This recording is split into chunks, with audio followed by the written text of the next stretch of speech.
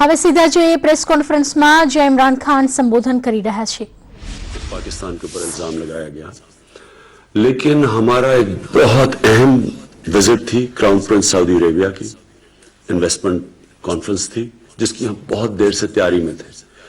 लिहाजा मैंने तब इसलिए फैसला किया जवाब ना देने का क्योंकि सारी अटेंशन उस कॉन्फ्रेंस से और उनकी विजिट से इसके ऊपर चली जानी थी। इसलिए जब क्राउन प्रिंस वापस गए मैं आपके सामने जवाब दे रहा हूं और मैं हिंदुस्तान गवर्नमेंट के लिए जवाब दे रहा हूं। पहले तो आपने पाकिस्तान पर इल्जाम लगा दिया, ना कोई एविडेंस, ना कोई सोचा कि इसके अंदर पाकिस्तान का क्या फायदा है। अगर पाकिस्तान इतनी अहम कॉन्फ्रेंस कर रहा था और इतनी विजिट जो क्राउन प्रिंस की थी, जो हम इतनी देर से प्लान कर रहे थे, कोई अहमक भी इस तरह का वाकया करेगा अपनी कॉन्फ्रेंस को सैबोटाज करने के लिए। और अगर ये ना भी होती उनकी विजिट, पाकिस्तान को इससे क्या फायदा है? क्यों पाकिस्तान इस स्टेज के ऊपर, जब पाकिस्तान स्टेबिलिटी की तरफ जा रहा है, हमारे पास हमने 15 साल की दहशतगर्दी की जंग जिसमें 70,000 पाकिस्तानी मारे गए हैं, एक दहशतगर्दी नीचे जा रही है, अमन आ रहा है, स्टेबिलिटी आ रही है, हम क्यों कोई इस तरह का, इससे हमें फायदा क्या है?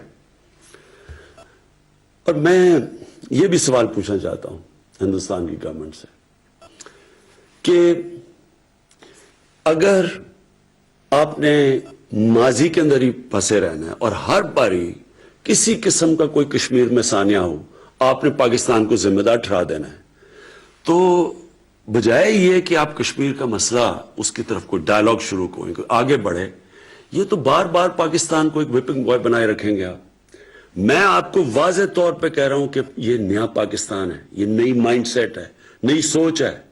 हम ये समझते हैं कि हमारे इंटरेस्ट में है कि ना हमारी जमीन से कोई जाके बाहर दहशतगर्दी करे और ना बाहर से आगे कोई पाकिस्तान में दहशतगर्दी करे।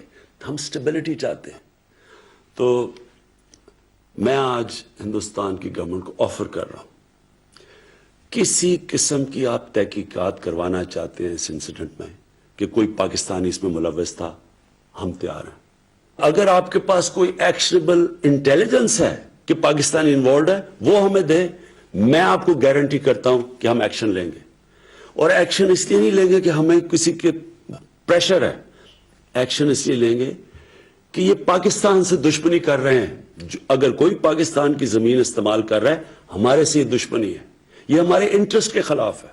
और दूसरी चीज, जब भी हिंदुस्तान से हम डायलॉग की बात करते हैं, हिंदुस्तान की प्री कंडीशन होती है कि पहले दहशतगर्दी की बात की जाए। मैं आपको ये कहता हूं कि हम दहशतगर्दी की भी बात करने के लिए तैयार हैं।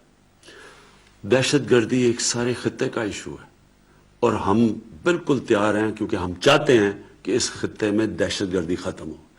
पाकिस्तान वो मुल्क है जिसको सबसे ज्यादा दहशतगर्दी से नुकसान हुआ है। 70,000 पाकिस्तानी मारे गए दहशतगर्दी में।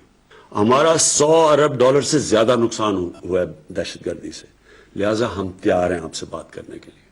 लेकिन मैं आपसे आखिर में 2 चीजें कहना चाहता हूं। देखिए, हिंदुस्तान में एक नई सोच आनी चाहिए, एक इंट्रोस्पेक्शन आनी चाहिए कि क्या वजह है कश्मीर के नौजवान उस इंतहा पे पहुंच चुके हैं जो वो मौत का उनका खौफ ही उतर गया है। कोई तो वजह होगी। क्या आप समझते हैं कि ये वन डायमेंशनल ऑपरेशन, जुल्म करना, मिलिट्री के जरिए मसला हल करना, क्या ये अगर आज तक कामयाब नहीं हो तो आगे कामयाब हो जाएगा?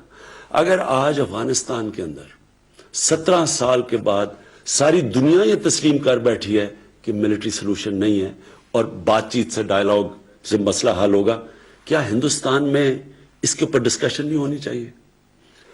और दूसरी चीज, हम हिंदुस्तान में सुन रहे हैं, आवाजें सुन रहे हैं, मीडिया पे सुन रहे हैं, पॉलिटिशियंस की आवाजें आ रही हैं कि पाकिस्तान को सबक सिखाना चाहिए, पाकिस्तान के ऊपर बदला लेना चाहिए, स्ट्राइक करनी चाहिए। पहले तो कौन सा दुनिया का कानून किसी भी एक शख्स या मुल्क को जज, जूरी और एक्सिक्यूशनर बनने की इजाजत देता है? ये कौन से इंसाफ के निजाम में है? दूसरी चीज, आपका इलेक्शन का साल है, اور ہم سمجھتے ہیں کہ الیکشن میں یہ بڑی بوسٹ ملے گی کہ اگر پاکستان کو سبق سکھایا جائے. اگر آپ یہ سمجھتے ہیں کہ آپ پاکستان کے اوپر کچھ کسی قسم کا حملہ کریں گے, پاکستان ریٹیلیٹ کرنے کا سوچے گا نہیں, پاکستان ریٹیلیٹ کرے گا. پاکستان کوئی اور دوسرا راستہ نہیں ہوگا ریٹیلیٹ کرنے کے بغیر, جواب دینے کے بغیر. اور اس کے بعد بات کدھر جاتی ہے؟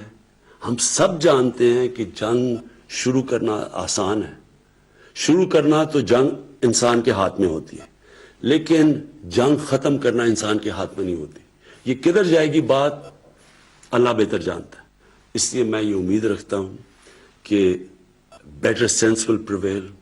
ہم اس میں عقل کریں گے, حکمت استعمال کریں گے, اور یہ مسئلہ جو آخر میں حل ہوگا جس طرح افغانستان میں, یہ بھی ڈائیلاگ اور بات چیت سے حل ہوگا.